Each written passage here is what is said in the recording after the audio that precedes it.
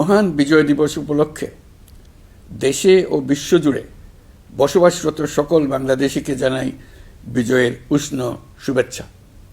আজ বাংলাদেশের ইতিহাসের এক অবিস্মরণীয় গৌরবময় দিন। 1971 সালে 9 মাসের রক্তক্ষয়ী মুক্তিযুদ্ধ শেষে এই দিনে আমরা পাই কাঙ্ক্ষিত বিজয়ের স্বাদ। অনেক ত্যাগ তিতিক্ষা আর লাখো শহীদের রক্তের বিনিময়ে পাই একটি স্বাধীন দেশ ও লাল সবুজের পতাকা।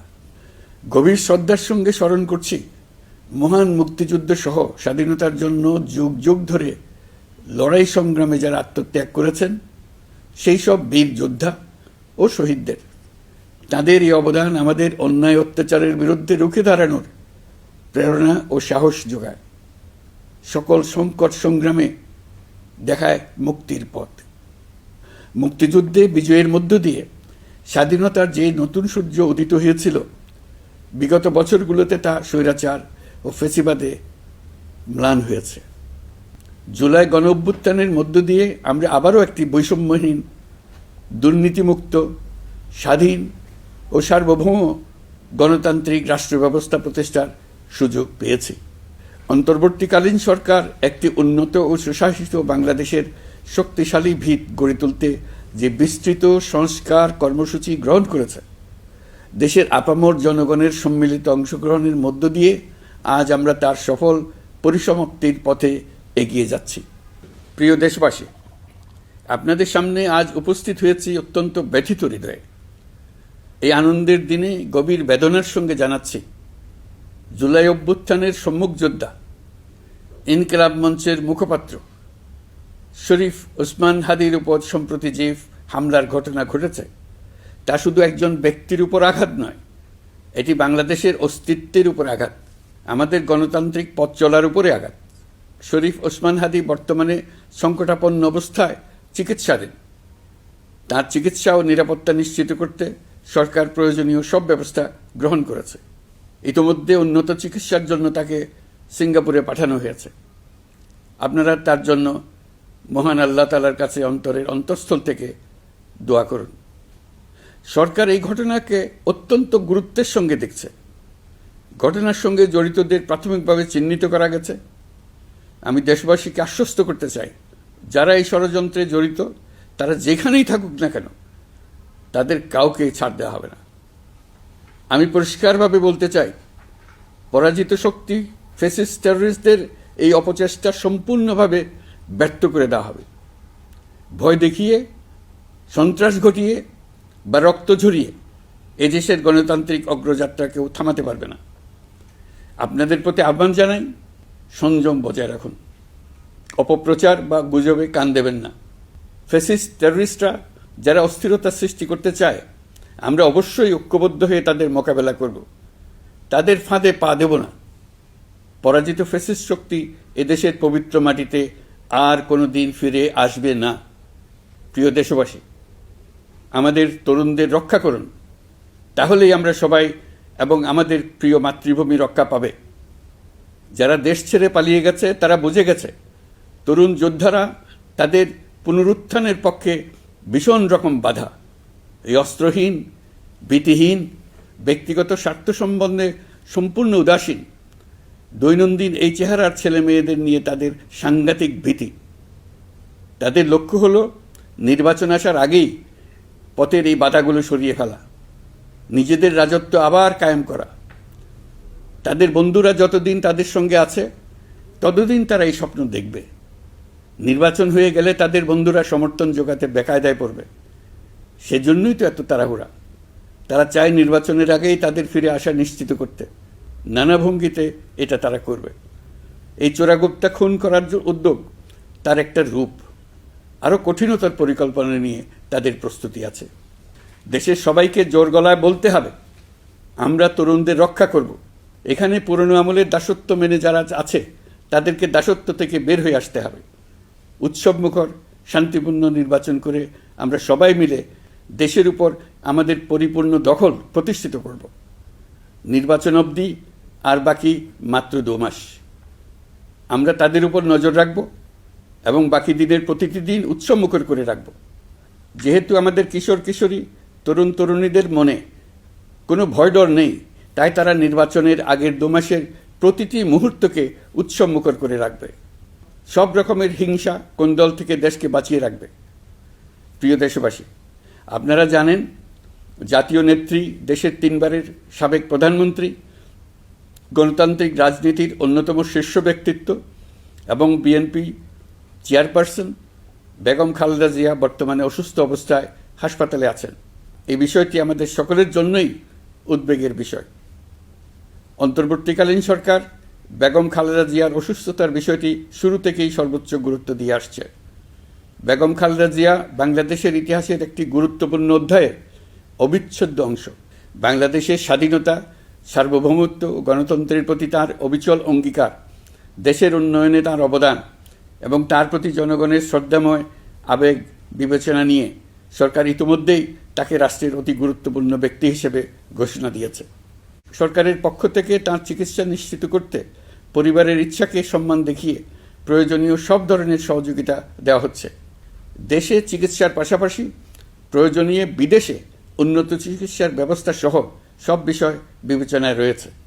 প্রিয় দেশবাসী, দায়িত্ব গ্রহণের পর অন্তর্বর্তীকালীন সরকার 3টি বিষয়কে সর্বাধিক গুরুত্ব দিয়েছে: জুলাই আগস্ট হত্যাকাণ্ডের বিচার, একটি জবাবদিহিমূলক ও কার্যকর গণতান্ত্রিক ব্যবস্থায় উত্তরণের জন্য রাষ্ট্র কাঠামোর প্রয়োজনীয় মৌলিক সংস্কার এবং একটি সুষ্ঠু নির্বাচন। জুলাই গণঅভ্যুত্থানকালে তৎকালীন ফ্যাসিস্ট সরকারের নির্দেশে সংগঠিত হত্যাকাণ্ডের বিচার কাজ যথাযথ আইনি প্রক্রিয়ায় এগিয়ে চলছে। ইতিমধ্যে ট্রাইব্যুনাল কর্তৃক একটা মামলার রায় ঘোষিত হয়েছে।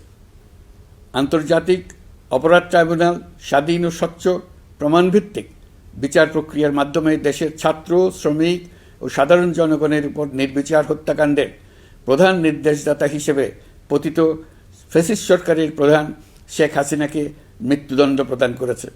যথাযথ আইনি প্রক্রিয়া অংশ হিসেবে অভ্যুত্থানের পর পলাতক শেখ হাসিনা এবং এই মামলার সাজাপ্রাপ্ত অপর আসামি সাবেক স্বরাষ্ট্রমন্ত্রী আসাদুজ্জামান খানকে দেশে ফেরানোর জন্য সরকার আনুষ্ঠানিকভাবে ভারত সরকারকে অনুরোধ জানিয়েছে।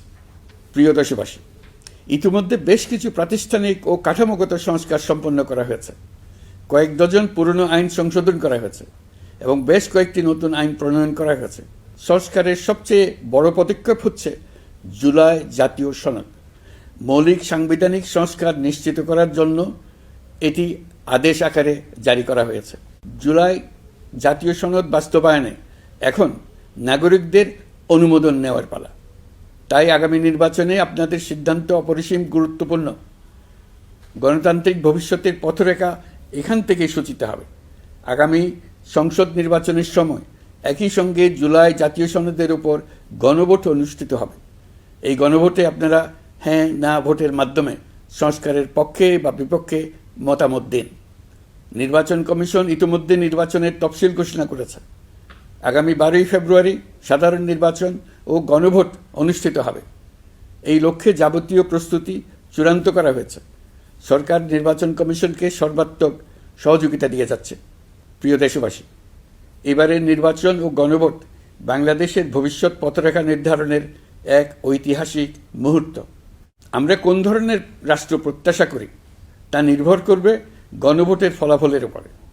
এই ভোটের মাধ্যমে ঠিক হবে নতুন বাংলাদেশের চরিত্র, কাঠামো ও অগ্রযাত্রার গতিপথ। আমরা চাই এই নির্বাচন হোক সত্যিকার অর্থে উৎসবমুখর, অংশগ্রহণমূলক, শান্তিপূর্ণ এবং সর্বোপরি সুষ্ঠু। নির্বাচনকে ঘিরে নিরাপত্তা, প্রশাসনিক প্রস্তুতি, প্রযুক্তিগত সহায়তা এবং পর্যবেক্ষণের প্রতিটি ধাপকে আমরা অত্যন্ত গুরুত্বের সঙ্গে বিবেচনা করছি। একটি গ্রহণযোগ্য নির্বাচন আয়োজনের জন্য প্রয়োজনীয় সব ব্যবস্থা গ্রহণে আমরা প্রতিশ্রুতিবদ্ধ। একটি বিষয় বারবার মনে করিয়ে দিতে চাই, নতুন বাংলাদেশ গঠনের দায়িত্ব আমাদের সবার। আপনাদের মূল্যবান ভোটেই আমাদের রাষ্ট্রের ভবিষ্যৎ নির্ধারণ করবে। তাই ভোটকে শুধু কাগজে একটা সিল মারার আনুষ্ঠানিকতা হিসেবে দেখলে হবে না, বরং এটি হবে নতুন রাষ্ট্র বিনির্মাণে আপনার সক্রিয় অংশগ্রহণ, গণতান্ত্রিক অধিকার চর্চা এবং দেশকে এগিয়ে নিতে সরাসরি অবদান। দেশের মালিকানা আপনাদের হাতে, আর সেই মালিকানারই স্বাক্ষর আপনার ভোট। এই নির্বাচনের গ্রহণযোগ্যতা ও পবিত্রতা রক্ষার জন্য রাজনৈতিক নেতৃত্বের ভূমিকা অপরিসীম। আমি দেশের প্রতিটি রাজনৈতিক দলের নেতৃবৃন্দের প্রতি উন্মুক্ত আহ্বান জানাচ্ছি, আপনারা একে অপরকে প্রতিযোগী হিসেবে দেখবেন, কখনো শত্রু হিসেবে দেখবেন না। নির্বাচনের মাঠে এমন একটি সুষ্ঠু, গ্রহণযোগ্য, শান্তিপূর্ণ পরিবেশ তৈরি করুন যাতে দেশের মানুষ গণতান্ত্রিক প্রক্রিয়ার প্রতি আরও আত্মবিশ্বাসী হয়ে ওঠেন। যারা ভোট বাক্স ডাকাতি করবে তারা দেশের মানুষের স্বাধীনতা হরণকারী, তারা নাগরিকদের দুশমন। তাদের থেকে নাগরিকদের রক্ষা করা আমাদের সবার অবশ্য কর্তব্য। ভোট জনগণের ভবিষ্যৎ রচনার অক্ষর। ভোট বাক্সে ভোট জমা দিতে না পারলে কাঙ্ক্ষিত ভবিষ্যৎ আর রচনা করা যাবে না। আপনার ভোট আপনি সযত্নে ভোট বাক্সে দিয়ে আসুন। কেউ বাধা সৃষ্টি করলে তাকে সুশৃঙ্খলভাবে প্রতিহত করুন। আইনশৃঙ্খলা বাহিনীর সহযোগিতা নিন। ভোটের উপর নির্ভর করছে আপনার আমার সবার ভবিষ্যৎ, আপনার আমার সন্তানের ভবিষ্যৎ। যোগ্য লোককে ভোট দেন, জাতির ভবিষ্যৎ নিশ্চিত করুন। মনে রাখবেন, ভোট রক্ষা করা দেশ রক্ষা করার সমান দায়িত্ব। ভোট রক্ষা করুন, দেশকে রক্ষা করুন। ভোট দেশকে এগিয়ে নিয়ে যাওয়ার গাড়ির চাকা। এই চাকা কাউকে চুরি করতে দেবেন না। আসন্ন জাতীয় নির্বাচন ও গণভোটকে সামনে রেখে প্রশাসনকে আরও কার্যকর, নিরপেক্ষ ও নির্বাচনী পরিবেশের উপযোগী করতে সরকার মাঠ প্রশাসন ও পুলিশ প্রশাসনে বেশ কিছু রদবদল করেছে। এই পরিবর্তনগুলো কারো প্রতি অনুরাগ বা বিরাগ প্রসূত নয়। এগুলো করা হয়েছে দক্ষতা, যোগ্যতা এবং পেশাগত সক্ষমতার ভিত্তিতে। আমাদের লক্ষ্য একটাই, দেশের প্রতিটি ভোটার যেন ভোট দিতে পারেন নিরাপদ পরিবেশে, ভয়মুক্ত মনে এবং সর্বোচ্চ স্বাধীনতায়। নির্বাচন কমিশন যদি মনে করে আরও কোনো পদক্ষেপ প্রয়োজন, তা কমিশন অবশ্যই গ্রহণ করবে। প্রিয় দেশবাসী, জুলাই সনদ জাতির ভবিষ্যৎ পথযাত্রার একটি ঐতিহাসিক দলিল। এই সনদে আমরা যে সংস্কারমালা প্রস্তাব করেছি, রাজনৈতিক স্থিতিশীলতা, বিশ্বাসযোগ্য নির্বাচন, প্রশাসনিক জবাবদিহিতা, দুর্নীতি হ্রাস, অর্থনৈতিক পুনর্গঠন এবং সমাজে সম অধিকার প্রতিষ্ঠা, এসব বাস্তবায়নের জন্য প্রয়োজন জনগণের সুস্পষ্ট মতামত। কারণ একটি জাতীয় রূপান্তর কখনই একক নেতৃত্ব বা একটি প্রশাসনের মাধ্যমে টেকসই হয় না। জনগণকেই চূড়ান্ত সম্মতি দিতে হয়। এই কারণেই আমরা গণভোটের আয়োজন করেছি, যাতে দেশের ভবিষ্যৎ সংস্কার দিশা নির্ধারণে জনগণ সরাসরি সিদ্ধান্ত দিতে পারেন। এই গণভোট হবে বাংলাদেশের ইতিহাসে নতুন মাইলফলক। এখানে আপনাদের প্রতিটি ভোট আগামী দিনের রাষ্ট্র ব্যবস্থার ভিত্তি স্থাপন করবে। এবারের নির্বাচনটি অনেক বেশি গুরুত্বপূর্ণ, কারণ একই দিনে এবার দুটি ভোট, একটি সংসদ সদস্য নির্বাচনের ভোট আর একটি গণভোট, যার প্রভাব হবে শতবর্ষব্যাপী। কাজেই অবশ্যই ভোট দেন, ভবিষ্যৎ নিশ্চিত করুন। এর মাধ্যমে আপনারা জানিয়ে দিন, আপনারা কি জুলাই সনদের সংস্কার কাঠামোকে এগিয়ে নিতে চান কি চান না। আপনাদের ভোটই নির্ধারণ করবে রাষ্ট্র কোন পথে অগ্রসর হবে, প্রশাসন কোন কাঠামোয় পুনর্গঠিত হবে এবং নতুন বাংলাদেশ কেমন রূপ পাবে। প্রিয় দেশবাসী, আপনারা জানেন জুলাই অভ্যুত্থানের সময় আমাদের প্রবাসী ভাই বোনেরা কী তৎপরতার সঙ্গে এগিয়ে এসেছিলেন। ফেসিবাদের মসনদ গুড়িয়ে দিতে তারা অভূতপূর্ব ভূমিকা রেখেছেন। প্রবাসীদের এই ভূমিকা শুধু জুলাইয়েই নয়, আমরা দেখেছি 1971 সালের মহান স্বাধীনতা সংগ্রামের সময়ও। কিন্তু পরিতাপের বিষয় হচ্ছে, আমাদের এই প্রবাসী ভাই বোনেরা কখনোই ভোটাধিকার পাননি। অন্তর্বর্তীকালীন সরকারের সক্রিয় উদ্যোগের ফলে প্রথমবারের মতো লাখো লাখো প্রবাসী এবার পোস্টাল ব্যালটের মাধ্যমে ভোট দিতে যাচ্ছেন। এর ফলে প্রবাসীরা অত্যন্ত আনন্দিত, আমরাও আনন্দিত। একই সঙ্গে অনেক প্রবাসী নানা জটিলতায় উদ্যোগে সামিল হতে না পেরে ব্যথিত। আপনাদের আবেগের প্রতি আমরা শ্রদ্ধা রেখে বলছি, এবারের যে ধারা শুরু হলো তা ভবিষ্যতে থামবে না। আগামীতে আপনারা সবাই এই প্রক্রিয়ায় সামিল হতে পারবেন। প্রিয় দেশবাসী, আজ আমি আপনাদের সামনে আমাদের রাষ্ট্রের ন্যায় বিচার, আইন শৃঙ্খলা ও মানবাধিকার পরিস্থিতির বিষয়ে কিছু গুরুত্বপূর্ণ অগ্রগতি তুলে ধরতে চাই। একটি আধুনিক, ন্যায়ভিত্তিক ও জবাবদিহিমূলক রাষ্ট্র প্রতিষ্ঠার জন্য বিচার বিভাগকে স্বাধীন করা অত্যাবশ্যক। বহুদিন ধরে বিচার বিভাগ প্রশাসনের বিভিন্ন কাঠামোগত সীমাবদ্ধতার কারণে তার পূর্ণ সম্ভাবনা অনুযায়ী কাজ করতে পারেনি। এটি জনগণের ন্যায় বিচার পাওয়ার অধিকারের বাধা সৃষ্টি করেছে আর রাষ্ট্রের উপর মানুষের আস্থাকেও দুর্বল করেছে। অন্তর্বর্তীকালীন সরকারের অন্যতম বড় পদক্ষেপ বিচার বিভাগের প্রশাসনিক স্বাধীনতা নিশ্চিত করা। আনন্দের সঙ্গে আপনাদের জানাতে চাই, ইতিমধ্যে বিচার বিভাগকে স্বতন্ত্র প্রশাসনিক কাঠামো দিয়ে পৃথক সচিবালয় গঠন করা হয়েছে। এই পদক্ষেপ বাংলাদেশের বিচার ব্যবস্থার সংস্কারের ইতিহাসে একটি যুগান্তকারী মাইলফলক। এখন থেকে আর রাজনৈতিক কোনো চাপ বা প্রভাবের মাধ্যমে বিচারিক স্বাধীনতা যাতে ব্যাহত না হয়, সে নিশ্চয়তা আরও জোরদার হবে। প্রিয় দেশবাসী, আমাদের দেশের পুলিশ প্রশাসন দীর্ঘদিন ধরে নানা সমস্যার মুখোমুখি। ফ্যাসিস্ট আমলের দুর্নীতি, ক্ষমতার অপব্যবহার ও স্বার্থান্বেষী নিয়োগের কারণে সাধারণ মানুষ পুলিশের প্রতি আস্থা হারিয়েছে। আমরা চাই এই আস্থা পুনঃপ্রতিষ্ঠিত হোক। সেই লক্ষ্যে গৃহীত হয়েছে পুলিশ কমিশন অধ্যাদেশ 2025।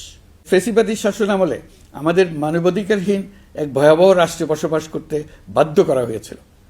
অথচ সেই ফ্যাসিস্ট সরকারেও জাতীয় মানবাধিকার কমিশন নামে একটি সংস্থার অস্তিত্ব ছিল। মূলত আজ্ঞাবহ লোকদের দ্বারা এই ধরনের প্রতিষ্ঠানগুলো পরিচালিত হতো নিজেদের অপকর্মের বৈধতা নিশ্চিত করার স্বার্থে। এই অসাধু ব্যবস্থার পরিসমাপ্তি ঘটানোর উদ্দেশ্যে অন্তর্বর্তীকালীন সরকার জাতীয় মানবাধিকার কমিশন অধ্যাদেশ 2025 জারি করেছে। প্রিয় দেশবাসী, আমরা আজ এক নতুন ইতিহাসের দোরগোড়ায় দাঁড়িয়ে আছি। এই দেশ আমাদের, এই রাষ্ট্র আমাদের, এর ভবিষ্যৎও আমাদের হাতেই। এখন আমাদের ঐক্যবদ্ধ হয়ে সামনে এগিয়ে যাওয়ার পালা। আমরা এবারের বিজয় দিবসকে জাতীয় জীবনে নতুনভাবে ঐক্যবদ্ধ হওয়ার সুবর্ণ সুযোগ হিসেবে নিতে চাই।